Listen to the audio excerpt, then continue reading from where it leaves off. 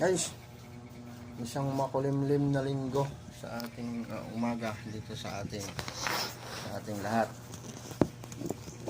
So ngayon, mag-almusal muna tayo bago bumiyahe. Champurado.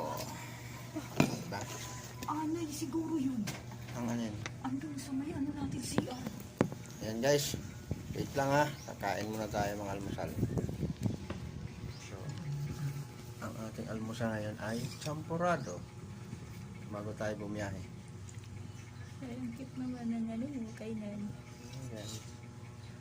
So, ito lang ang binigay sa atin ng ating honey my love. Ano daw, diet daw. Champurado na lang, tinipid pa.